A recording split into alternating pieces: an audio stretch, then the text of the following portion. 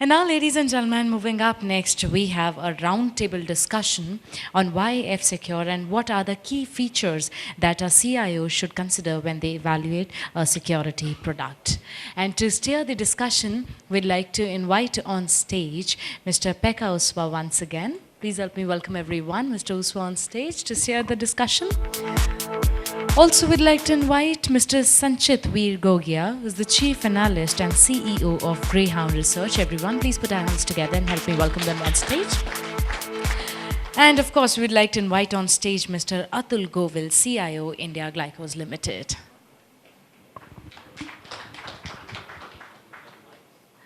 Yes, you get your mics.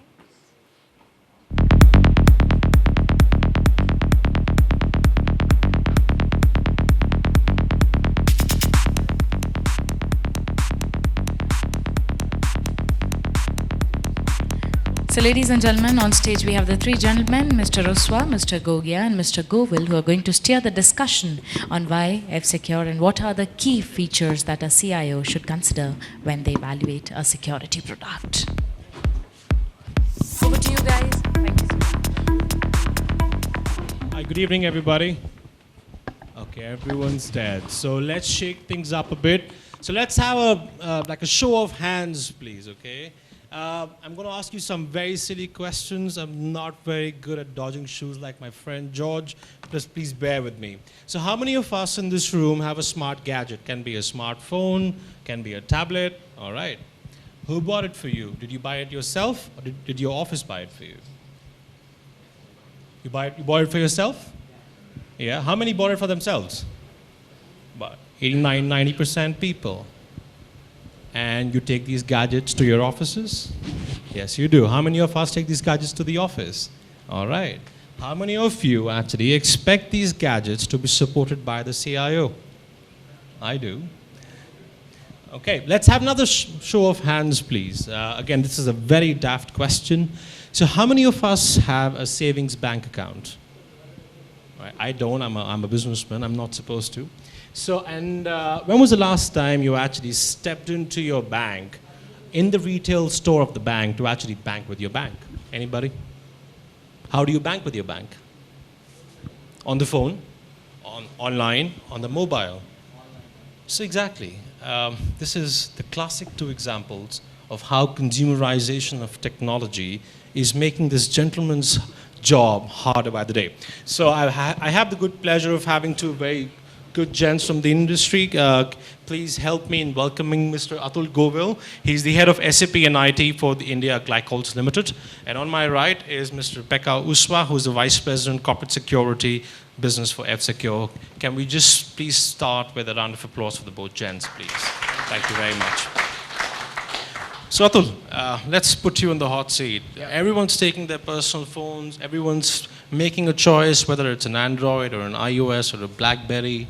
So clearly the way you approaching IT has changed, right? And it's impacting your security. As an analyst, when I track the market, I sort of bifurcate into 5 different parts, which is the application, which is the endpoint, which the network, the data center, and the policy.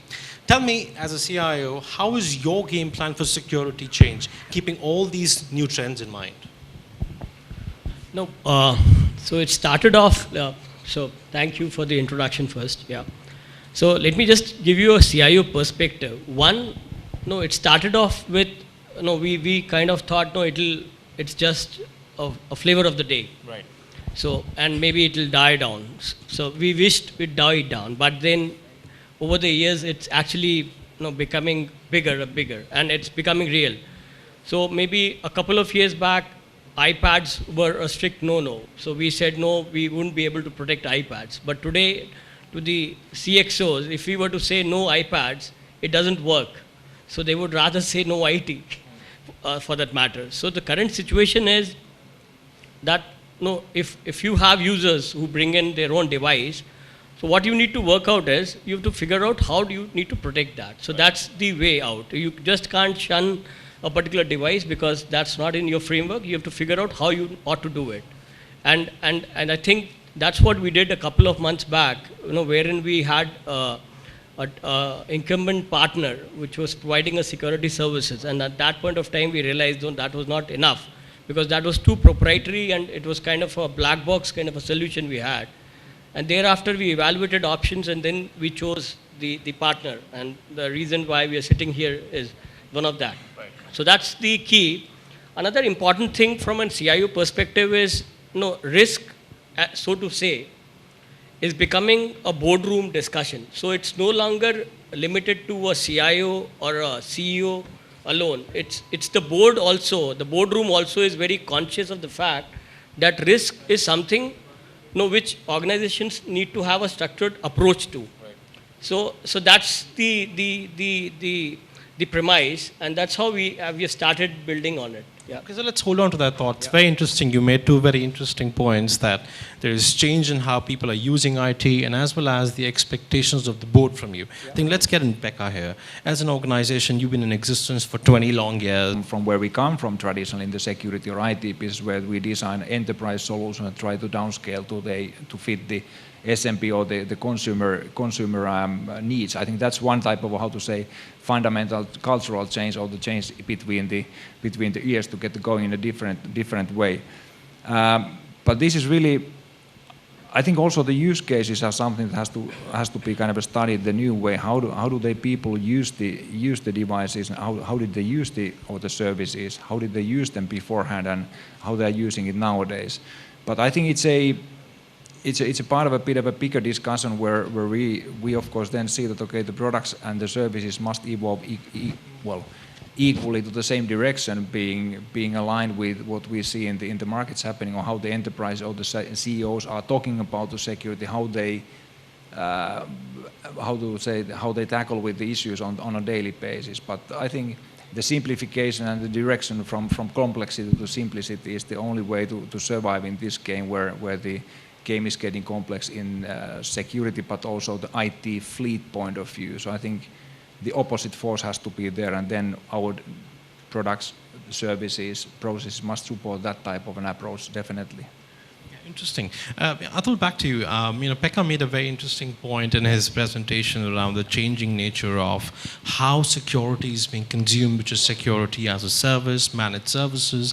Now, help me understand, when you're re-looking into your IT charter, the entire work frame, is it just the technology change you look at, or is it also the business model change and actually exploring, let's say, as a service delivery model? Is that something which is part of your game plan as well? To be frank, we have not taken that SaaS journey so far, but eventually that's the future. I'd love to know why not, actually. So, we are also in the phase of evolution. So as we are, so far we were more, most of our applications were on-premise. But as we are adopting the cloud journey, we figure out that on-premise, everything is not available on-premise, and even if you were to have a complete stretch of a framework of on-premise support, it will be cost prohibitive. So you also have to look at the cost part. You also have to look at the technical awareness part. How well you can train people on these emerging technologies, because every two to 3 years you have some kind of a disruption in IT, and you just can't have all experts on your panel all the time. So SaaS model for services, of course, is the way ahead. But so far we have not taken that dip as far as the security as a service is concerned. But I see that because one, we realized that we've even faced it in our organization very recently. So we had a guy whom we had trained on all these tech solutions and security solutions. But then guess what? What happened? In a couple of months, this guy gets a job and moves on. And now you are actually left with somebody whom you have to first hire to figure out who could fit in that job, and then develop that skill, go go for the training and all that stuff. So it takes a lot of time, and in this duration, your security actually gets compromised. That the basic premise, because it's not done one, you just fit it and forget it. So you need to have monitoring, because each of these security products would give you a lot of alerts, you will have alerts, you will have incidents. So somebody needs to keep track of it. And there has to be a qualified individual or set of individuals who need to do that. So- So so- skill set is a big challenge Right. actually. So Can I quickly comment? I think I agree also with that. Okay, kind of there's a, well, it's not a tradition, but there's a certain, how to say, friction. Of course, businesses will make the decisions based on the business decision says it all. I mean, does it make sense? They don't, like consumers, maybe going, I mean, back and forth with different things based on the feelings and, you know, the emotion and what's cool and what's not. But it's quite not the case in the businesses, and the bigger you are, then of course, well, not more traditional, but let's say maybe more concerned you are about the business case. And if SaaS doesn't make sense, then SaaS per se is not a mantra that should be used. Either it makes sense or it doesn't make sense.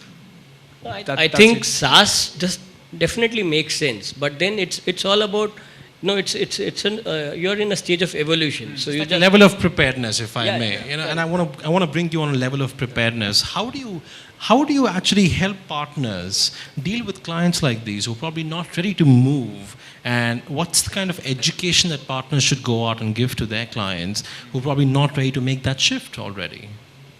I think, of course, for the partner, I think the first step is really to know the technology inside out, so that you can put it into context of what's the user's true need and the use cases. Technology or product per se is not the important thing. The fact that we are able to solve the customer's true problem, for which we might have a good solution or even better, but I think it takes the partner is here really the key core component in as being the go-to-market model for the scale, and those guys are the true local heroes and experts, and of course the only way for us in order to succeed is to make sure that the partner is both the business model wise but also technology product portfolio wise, I would say, aware and maybe prepared, as you used the word earlier here, to see that, okay, what's the true problem of the customer has, and how do we basically can play the game with the existing solutions or the set of solutions.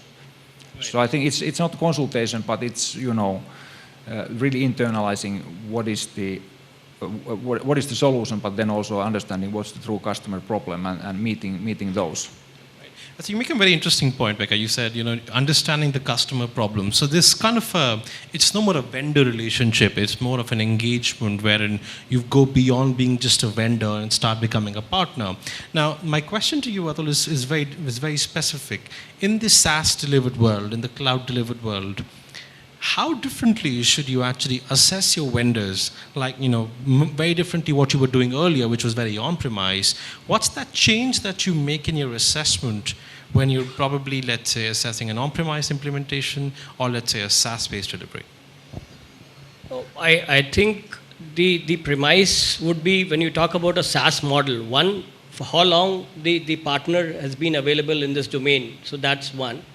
Then certainly to sell it within, you need to have a reference client, so that you can always talk about which other companies of similar size type are using the similar solution. So that helps. That's a big support which allows us to take faster decisions. Then definitely you also have to see the on-premise versus the SaaS model, what kind of costs and budgets are there in the fray. So that also is very important, because though as much the CFO would like to defer the expense, but many a times the total cost of ownership across a 5-year horizon is very different actually. So you need to figure out the cost and the economies of scale as well. And one thing which is important, which I said earlier, is, so maybe going down the line, we would not have options actually. So I do not see options. As I said, skilling, training, and licensing also, but so to say, is becoming trickier by the day. Okay, and to have specialists all around in an organization is just a wishful thought. So I'm seeing a CIO becoming a service broker in maybe a year or 2 years down the line. He or she would become a service broker. So he or she would be engaging with different partners and figuring out who does what best at what best cost, and then trying to leverage and deliver business vantage out of these partner fraternity. That's how I look at it. Very interesting. Pekka, back to you. You made a very interesting point about security being a cost and how we reduce total cost of ownership. And again, lots of these partners, when they go out and meet prospective customers, the question is not really sometimes about security, but it's more about discounting, but it's more about how can you reduce my total cost of ownership.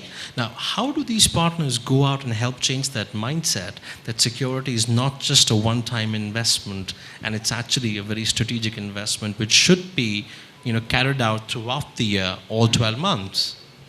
Yeah, I think in my belief, security is, well, one can say it's highly low engaging product, and not something that you use actively on a daily basis. You can maybe compare that to a bit of a kind of insurance. So how often you are calling to your insurance company and talk with the account manager of your insurance? Not that often. But when things go the other way around, when the proverb really hits the fan, then you know that the insurance was worth of it. And I believe that the security to a certain extent works the same way. It's peace of mind, and for an entrepreneur, it's really the business continuity, or basically blocking the business continuity risk. So I think we should put it into that type of context rather than take it as a pure technical measure of protecting against malware or whatever, because that's kind of that's very thin and flat view on it. I think it's really that, okay, it's for you, dear end customer, to be able to do what you really want to do, and that's to run your business without any interruptions. And then, of course, you can mitigate that risk by taking good care of security among the other I would say, processes or preparedness plans for the game. So I think it should be put in such a context, because then the technology is not the first thing we are talking about, or the product itself, but really understanding the customer's business problem, the business processes, and to be able to then map your thinking and your value proposition to that. Because then you are not necessarily talking about the price anymore, but there is a value for the money discussion more on the table. And I think that's healthy, and definitely healthy for the partner, because you are able to play the game with more healthy margins. I'm sorry, I would also like to add here is, from a partner fraternity point of view, another thing which is important, which I feel like from a CIO perspective is, so each business domain is very different. Within manufacturing itself, if you talk about a pharma company or an automobile company or any other petrochemical plant or a gas or a nuclear energy plant, each would have a different appetite for risk. Okay, and each would have a different reason for adopting a particular security service or a provisioning. So the point here is, you have to have a contextual pitch to help create a business, because unless we are aware of the context, because as I talked about within certain manufacturing segments, you have the bill of materials or these recipes which are very important. So they are the heart. And in certain other setups like pharma, so you have the HIPAA and the such compliances which have to be made. So when you pitch along with what applies to a particular segment or a particular domain, then it actually resonates, and it resonates in the mind of the CIO. Yes, it makes sense, because yes, he or she sees a semblance or a sync in what is being pitched and what the problems are. And I also add, we all would know the Sony incident. So it was about a huge reputation loss for Sony. We all know that. So it happened in November. And even the employee records were all there in the public domain. So it's about a reputation loss as well. So we need to make the board aware that these are the risks, real risks which are there. And just simply being ignorant about it or just ignoring them doesn't help. It's like shutting your eyes off to an impending issue. You made a very interesting point, and actually two interesting points. One was about the contextual pitch, and the second about the way the board measures you. And I want to get your thoughts on the contextual pitch. Can you mentioned the importance of channel partners in your presentation. Can you help understand how you actually, and what are you investing in for the channel partners to help them build this contextual pitch for their customers? I think it will be something, hopefully Milla in no time will explain and open for us. So what's really the core or the heart of the cooperation, the relationship is the partner program around which more or less all the work revolves and ties into. So I think that is the partner program is the context here, and then the content is about, the technical skills, the sales skills, understanding of course the market and the way to play, but also then how to build the relationship with the customer, how to nurture it, and what's kind of the life cycle model and the thinking around this all. But I'll happily leave it for Milla to open pretty fast soon. I think we did some marketing for you there. So after that, you can take this up. So back to your second point that you made, very interesting. So how does the board measure you now? How have the metrics evolved? Is it still about number of threats, or what is it now actually? I'll first take I'll take what Pekka said. No, let me just add on that. So one, we need to figure out, when I said about, talked about the context part, we need to figure out what are the crown jewels of an organization. So which data set or which data points or which aspects are holding real value. Because you can only protect that, and protection of those data sets or data points only would hold value.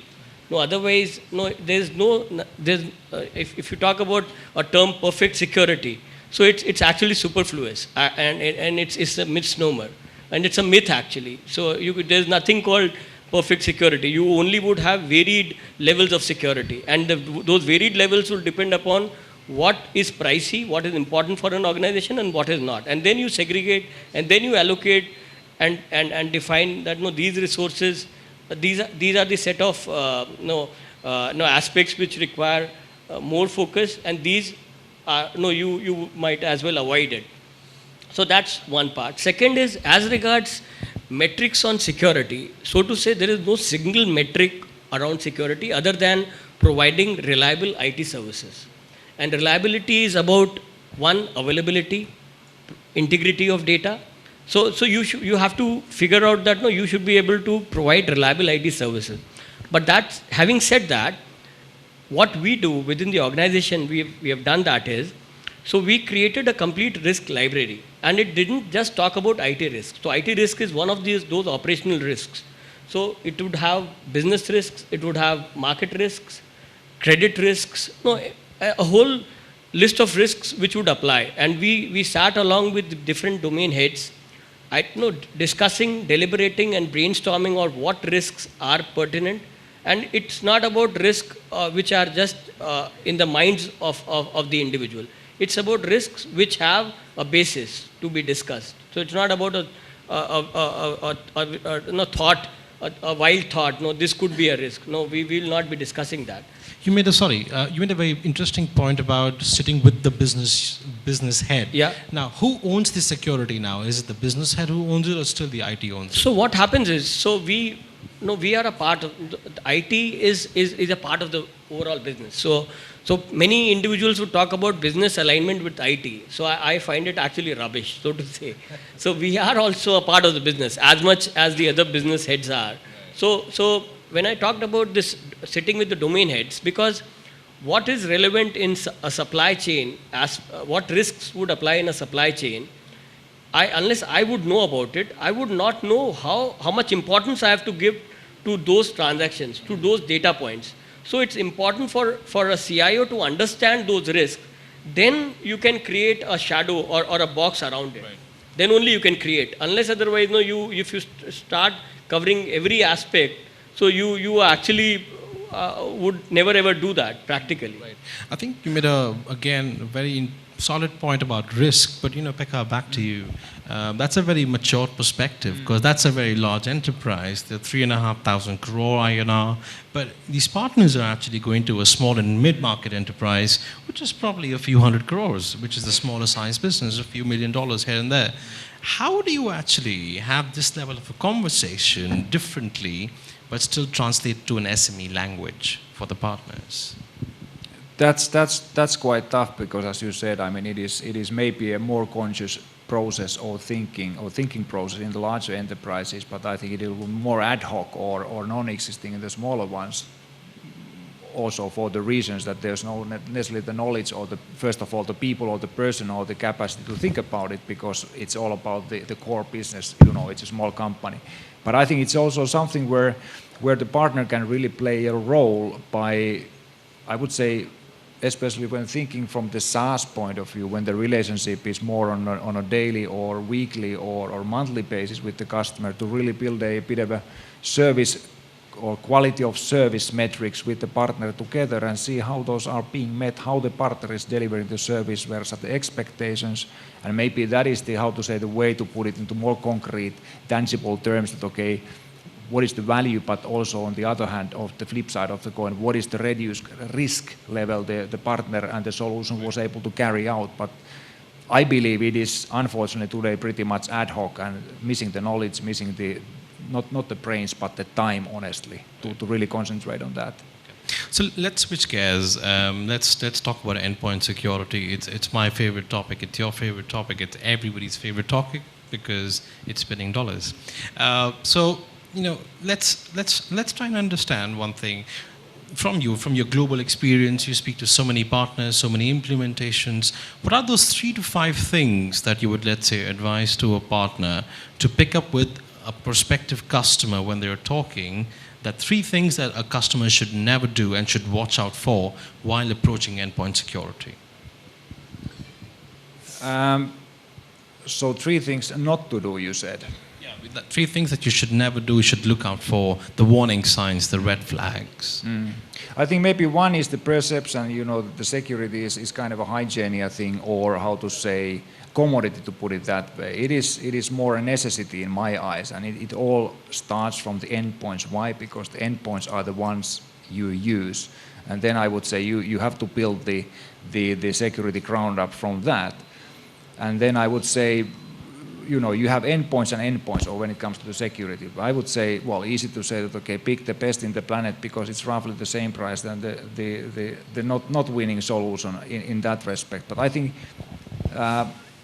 if you only think about the price, then it will be kind of a lost game in quite many things. That's not the way to go, but it's really, again, going back to the thinking from the risk point of view, what to lose and what type of gamble the end user is playing with, not protecting the endpoints properly. And I think one mistake not to fall into is that, okay, to make a separation in thinking but also in action when it comes to the post-PC and the PC era devices, because the use cases are the same, and I think it should be also thought in conceptually that way, that it is just a bunch of endpoints and you have to be able to deal those endpoints equally, no matter if it's PC, post-PC. And then, of course, comes the fact that the solution, I think, is maybe relevant and solves part of the problem. But then I bet, and partner is here in quite important role, the end-user education is quite much often something that is missing. And I think that is at least half of the solution is to have a certain, I would say, processes or the disciplines, what to do, what not to do, as an average Joe when you are opening your emails or you are browsing internet. So I think that's kind of a go for the best, think the endpoints as a whole, one set of the endpoints, they're all the same, and then really also to make sure that the education is there for the end user. So would I be correct in saying that approach endpoint a little more holistically and not bifurcate too much? Absolutely. All right. Atul, from your experience, again, you're a rather mature organization, or maybe you're a rather mature individual in that organization. If I was to ask you for those 3 red flags, those 3 mistakes that a typical CIO would make while approaching security in the new landscape, what would that be?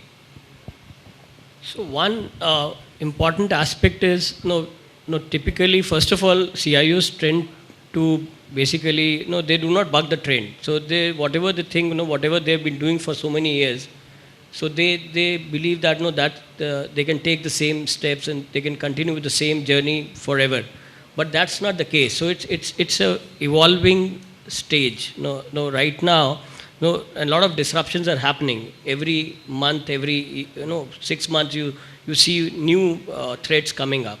So it's important for CIOs to be aware of such aspects. More importantly, as I said, which is relevant for the partner fraternity also, which I would request you to take note of is, so there is a revised guideline, there's a revised clause clause 49 of the listing agreement. Clause 49 of the listing agreement, which requires all listed companies to have a risk management plan. And earlier it was applicable for companies only till which had a annual turnover for around 100 crores, but now it applies to all listed companies.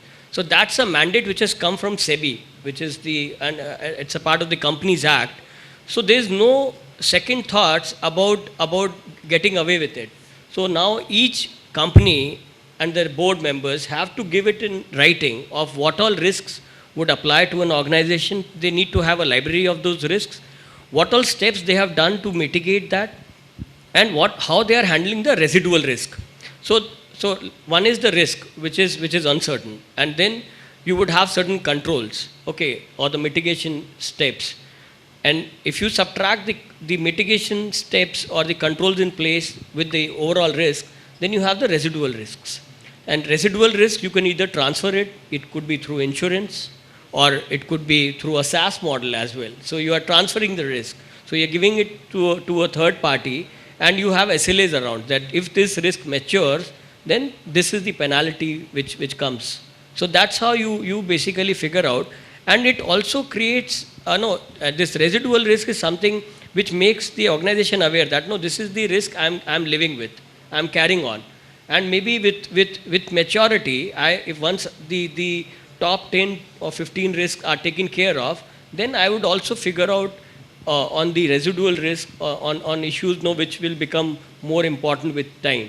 And doing so, the important thing which partners can also do with the organization is, help them, prioritizing the impacts, different impacts. Because if you talk about risks, so risk is something which is like it's itself is uncertain. Okay, so you need to actually figure out with quantitative measures on which risks are actually having a very high impact and a very high probability, and accordingly help them create a risk library, and then try to figure out which security solution would help mitigate most of them. All of them is not possible, and I can say it on stage here. You can't clear or cover all risks, but at least most of them you should be able to figure out. And then it also empowers the CIO to go back to the board and say that, no, this is the investment we are looking for, and this is the homework which we have done, and these are the real risks which we have seen are there, prevalent, and this is how we are having these countermeasures around, and this is where you need to put our cash on. So that's how. And once the board is aware that, no, yes, these are real risks, and you have a mitigating plan, the money flows. Else, the discussion keeps on and on. Yeah. Wonderful. Thank you very much, Atul. Yeah. We'll open the floor for any questions that you might have. If you have none, which means you've understood everything, we're going to give you a small test, and whoever fails, there are no drinks for them. Anyway, so any questions for our lovely panelists? No questions at all? All right. So in the closure, Pekka, in Twitter style, 140 characters, why should CIOs look at how should CIOs look at security in the new landscape? 140 characters. Same for you. Twitter style. Wow. So three letters went already. I think put it into context and think it as a complete picture. You can't externalize, you have to internalize security. It's part of the business. Wonderful, thank you. So 140 is it's the age of Twitter. You can't say and no, I get so, that. yeah. I get that. So I would say security are like brakes of a car. So it slows you down, but then it enables you to move faster. So I think that's how you have to pitch in security. Wonderful, and we're here to a very handsome closure. A large round of applause for being a wonderful audience. Thank you very much. Thank you.